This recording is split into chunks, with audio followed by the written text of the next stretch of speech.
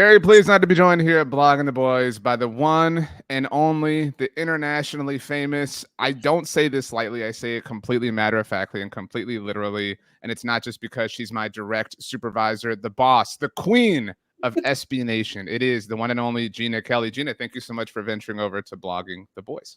Thank you so much for having me. You're not unfamiliar with Blogging the Boys, but with being your job and all that stuff. But you've obviously been on our network several times. Shout out to Girls Talking Boys back in the day. You love the Atlanta Falcons. I do. Against my better judgment, but yeah. I do. So I'm going to offer you the choice. Would you rather talk about them or next Tuesday? It's up to you. Like you can you could pick whichever one stresses you out the least, I suppose. Actually, the Falcons probably stress me out less. Yeah, that's. I can't believe those words just came out of my mouth, but it is true. If there's a group of people who empathize with you, it's us. I do want to say as a disclaimer for anyone watching that Jeanna is wonderful and has a full and complete and total grasp on the Cowboys and obviously what I do in my job. And so she is well aware of how down in the dumps we are. And so that being said, Jeanna, the Cowboys are set to visit the Atlanta Falcons on Sunday. And I really don't care that much. So I'm just kind of curious because I feel like there's this like rebirth of hope. Maybe it's still like in its infancy. Like it's actually when Fox, as an example, the Phoenix in Harry Potter would kind of rebirth and was the little like ugly baby version of itself before it became the full-fledged Phoenix. I feel like that's who the Falcons are, and I mean that in a very complimentary way. Yes. I'm sorry. Can I just turn off my Slack? I just noticed that I didn't. You don't need to. It's okay. If somebody in 2024 doesn't know what Slack is, then that's really their problem at this point. I mean, those commercials are really jarring with a Slack sound. But anyway, yes, the Falcons have been really interesting this year. If anybody watched their week 1 performance against the Steelers, they looked like a mess. And I think that a lot of it was rust for Kirk Cousins. I know that there's usually a mental hurdle coming back from Achilles injury, and he came back very quickly from it, which is remarkable at his age. But since then, he seems to have settled in. Kirk for his entire career has been good for a couple of really inexplicably stupid games per year. And so I always expect that. We saw one of those in the team's last loss, and I can't even remember who. The Seahawks. Yeah, he had not the best day against the Seahawks, but it has been really interesting. Like going into the Buccaneers game, the Buccaneers were the team I was most worried about in the South at that point, and a bunch of my colleagues in the Atlanta media said this is the kind of game that a good team should be able to win, especially when they're down their top 2 receivers. And I'm like, the Falcons. I mean, that doesn't sound like the Falcons, but it was. I mean, they did it. They pulled it off. And so I do think that I have a lot of confidence in the direction this team is heading under the leadership of Raheem Morris. I see Kirk settling in more and more. He's a really strong leader. He's been a great presence in the locker room. So, yeah, I mean, I do feel hopeful about the Falcons. It's a very foreign experience. I don't know what to do with myself. Yeah, like I feel like sometimes there are the teams that have this like off-season chaos or fire that lives itself out, and I mean the Dallas Cowboys are kind of a prime example of that. But then there's the team who has like this horrible offseason that's just like the butt of every joke, and then the football happens and we kind of forget about it. Like the Michael Penix stuff feels like forever ago. The Bill Belichick stuff certainly feels like forever ago. And are the Falcons somewhat benefactors of the unfortunate injuries to the Buccaneers and the Saints being a disaster and the Panthers continuing to be terrible? I mean, yeah, but who cares? Like, they're probably going to win the NFC South. They were a lot of people's pick because of Kirk. It's weird, though, because while I feel hope and I agree with everything you said, I still feel like they're not as good as they should be. Like, I mean, you look at this team, especially offensively, and it's like, why is it so hard for you all? Yeah, and I mean, that is a big question for me. I mean, we've seen some inconsistencies with being able to establish the run, and with 2 backs like Bijan Robinson and Tyler Algier, you should be able to establish the run. They have had some injuries up front to the offensive line. Obviously, that is a huge disruption, especially when Kirk's coming into a new team. Like, he's already got a level of unfamiliarity with that line. And then when you're switching people out in the middle of a game, that's very difficult. Defensively, we really thought that Matthew Judon was going to finally give the Falcons some kind of pass rush. And no, they still do not have any ability to disrupt opposing quarterbacks. And so, there are definitely some big areas for improvement. I think that we've seen some inexperience and play calling from Zach Robinson. There are just a lot of factors. But the more the season goes along, I think that I do see the team getting more comfortable within itself. And so, hopefully their performances get stronger as the season goes on. It is the Falcons, so I'm prepared for the opposite to happen. You touched on Bijan, and he did the entering the NFL draft, I want to play for the Cowboys trope that helps your draft status, kind of boom. Mhm. And there were a lot of Cowboys fans then. That was a really volatile time. Not that this isn't, but who wanted him, and that was a really kind of large talking point at the time. And it feels like for the Cowboys this season, the most like of course things possible could have happened. It really does. I've never asked you, are you a Grey's fan? Did you ever watch Grey's Anatomy? I did, yes. Yeah. Yeah. Are you still actively? Because if so, then I feel a little bit bad for you. But I'm not still actively for you. watching it, but I did watch the documentary about the former writer on NBC or on Peacock. I strongly recommend that one. But Wow, I did not know that existed. Okay, oh, you gotta watch it. It's bonkers. if this game was on Sunday Night Football, we would have really brand Peacock. It would have been awesome. It would have been, But yes. it's not. That being said, I loved Grey's before. Like I tapped out after the plane crash of not Yeah. trying to, because at that point it was like, this is a little, and we're gonna rename Well, the 'cause that hospital. was about the time I It was, tapped out too. it was silly. So that being said, everything about Grey's was like the most of course possible thing. Like, oh, of course there's a bomb in the patient. Like, of course, like there's all this, crazy stuff. Whatever. I'm sorry. I have to say this now because it's an important tangent that's in my mind. One of the only true like shocked times I've ever been watching television real time was when the elevator opened for Izzy and it was O'Malley. That was like I legitimately screamed watching that live. It was crazy. Yes. So okay, back to the point. This Cowboys season has had these like of course moments, like they smite the idea of Derrick Henry and of course he goes off. They brag about how they don't need to do anything and of course all those things like blow up in their face. I mean, so the Bijan thing isn't quite an of course thing because they weren't supremely interested, but he did obviously go to the University of Texas. Like it does feel like a very big of course Bijan day in my humble opinion. Yeah. I mean, I think that tracks, and I think that recently the Cowboys, everything that you just described is very true. Like, if it could be the most inconvenient or, not fun thing that happens, it's probably going to happen to the Cowboys. Yeah, well, like it's actually more than that. Like, and you know this, I think, full well, and I say this respectfully as a Falcons fan.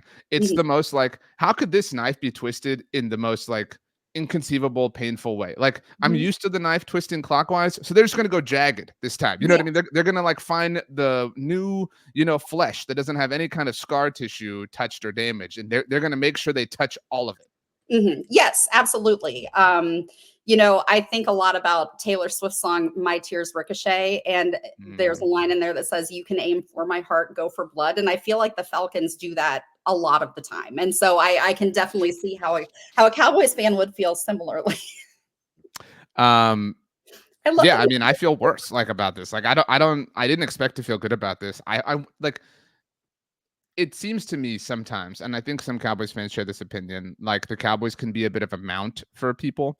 Like it is a cool thing, not that the Cowboys have had any success, but because their games do generally come with a big stage. And so beating them kind of leads to a lot more attention around the team that does so. I think the Saints are a good example of that. After they destroyed the Cowboys, there was a lot of and they've lost every game since.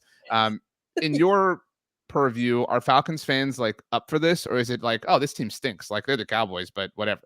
Falcons fans, I really think, and it goes back earlier than 28-3. I mean, I would say that this goes back to the like the Michael Vick, the dogfighting situation, and then going into 2007 with pretty much a nightmare rotation of quarterbacks compared to Vick, who was such a special talent. We just do not expect nice things to happen to us. And so when they do, it's a very pleasant surprise, but it happens so rarely.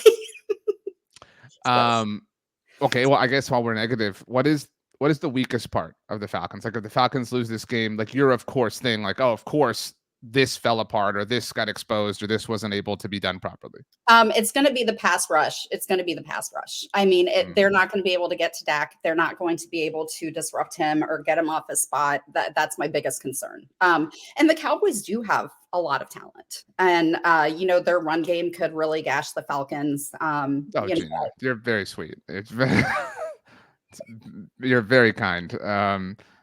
That look, if you're worried about the Cowboys run game, I would offer you, like, you've definitely got time to go catch up on Grace. Like you need to step away and touch grass and come back down to earth a little bit here, because they are the worst running room in the NFL. Like there's like objectively, like this is not like an exaggeration or like I hate the team or anything. Like by any statistical measurement, they're and I was maybe it's wishful thinking for me because I still love Ezekiel Elliott. I mean, go Bucks. And yeah, so I was really hoping that this would be like a resurgence for Zeke, but yeah, so maybe it's wishful thinking on my part. You mentioned the pass rush, and obviously these two fan bases are incredibly scarred. One of the most scarring moments for Cowboys fans wasn't their most recent trip to Atlanta, but it was the second one before that, the second most recent, I should say.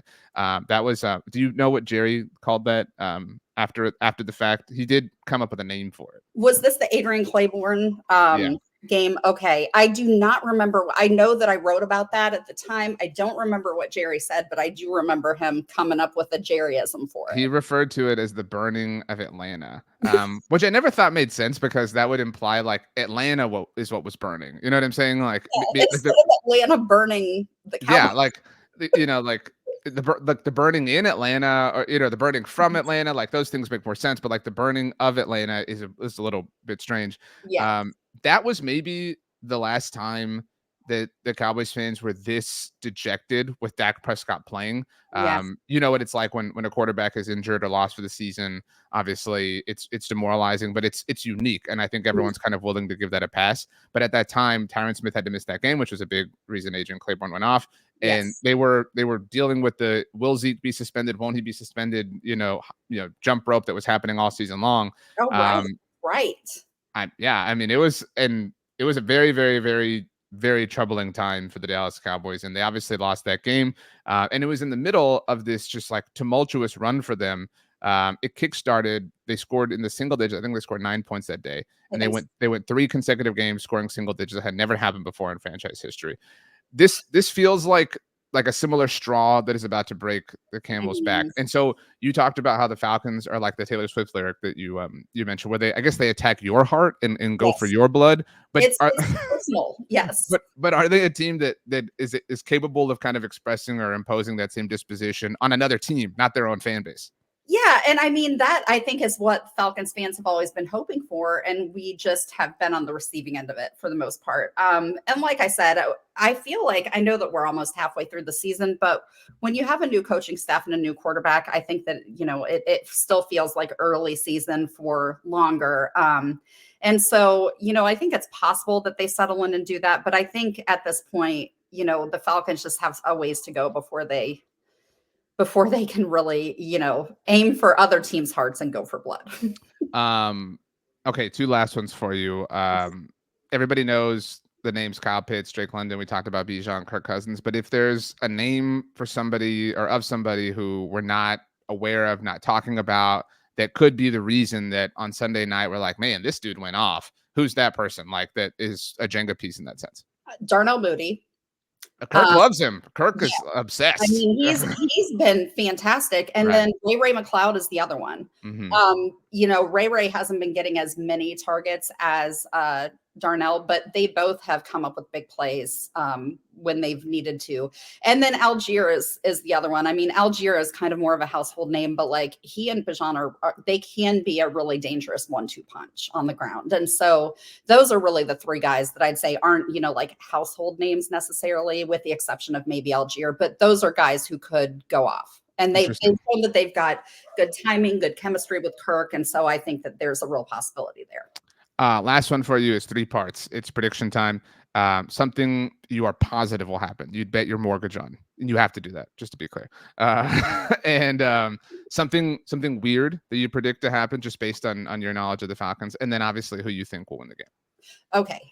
So I think something that I would that I would bet my mortgage on. You said it now. Like now you really have. I was kind of joking, but you said it out loud, so now you actually have to do it. So yeah. Jesse Bates gets a pick. Oh, it's a great call. Great job. I think that's a pretty surefire thing. Jesse Bates has been a phenomenal addition to this team. I just absolutely love watching him play. And if Justin Simmons is back, that makes that more likely. Fingers crossed. Let's see. The second question was something weird. Something weird. Well, the good weird, chaotic weird. It's up to you. The Falcons are usually weird from start to finish, so this one is a little bit more difficult to narrow down. But I would guess that Kirk throws a red zone interception that is just so stupid and ridiculous that it just stuns the entire NFL watching world. Yeah, like maybe it's like a weird tip ball or something that somebody like made it just to hold on like a 2 feet in, like behind. Something like that. Okay. Yeah. And then who wins? Yeah, I do think that the Falcons win, and that's not something that I say very often. I mean, even last week when I picked the Falcons in my official picks for our SBNation.com upset picks post, I did pick the Bucs because I was like, every game with the Falcons seems like a one-score game. It's very close. You know, they make a lot of mistakes that, you know, good teams can capitalize on. The good team thing is the reason that I am picking the Falcons to win. I'm sorry, RJ. No, I'm with you. I'm completely with you. I agree that the Falcons play a very weird brand of football. But they're kind of like eating sushi. Like it's always a little strange, no matter how used to it you are. You know what I mean? Like, and there's different options that are all kind of the same. And you're generally, you know, either extremely satisfied or like not full at all. So in my case, you're either extremely satisfied or the sushi you ate has gluten in it and you didn't know it. So then you're sick. And I think that that's actually a really good analogy for the Falcons. Yeah, the sushi of the NFL. Wow. I'm picking the Falcons too. I can't believe they're only 2.5-point favorites. I feel so friendly to not even give them the standard 3 points. And this is at FanDuel Sportsbook, our partner at SB Nation. It's really just so stupid. I mean, really dumb. So I'm absolutely taking the Falcons. Although I reserve the right to change that because I might change my mind now that I said that. So I rescind my absolutely taking the Falcons. I'm 50-50 right now, but I obviously would not be surprised. Is generally my point. So okay, I said that was the last one, but I have to know now your favorite episode of Grey's and why. My favorite episode of Grey's has got to be.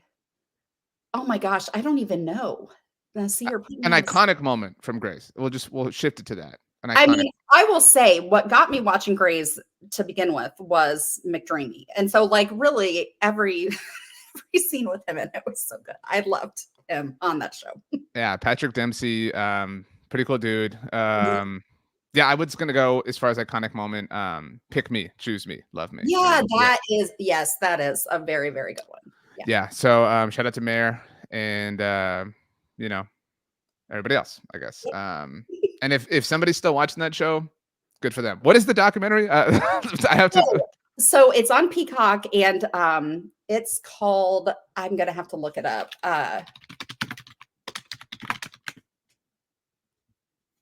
Oh, I can't type in Grey's Anatomy doc because that just brings up all the doctors. Oh, okay. Anatomy of Lies. It's on Peacock, and it was one of the lead writers. I don't want to give anything away, but I went into it knowing absolutely nothing about this person, and it is a true crime documentary, and it is bonkers. Like it makes you love Grey's more or really hate it? Like actually, I still love Grey's, and actually, she wrote some of the most impactful episodes, I thought. And so it's really interesting to get kind of the background on that and how shady the background was. So that's all I want to say. I don't want to give it away, but even if you're not a huge Grey's fan, this was one of the more interesting documentaries I've seen this year. And I am a big time documentary person. I've probably seen 200 documentaries this year. So yeah, I'm in the middle of the Vince McMahon one, but I think I'm going to give this a whirl. I also got the email. We get screeners, which is an awesome perk around here, and Dune 2 finally got, so looking forward to that. That's exciting. We'll see. Yeah, I mean, I need something good to watch because I mean the Cowboys. Yeah, exactly. Yes. Jeanna, you are the best. Everybody can check you out at SB Nation. I don't think you ever sleep. You've kept us all alive this entire time, and for that I'm very grateful. I'm doing my best. Go Bucks.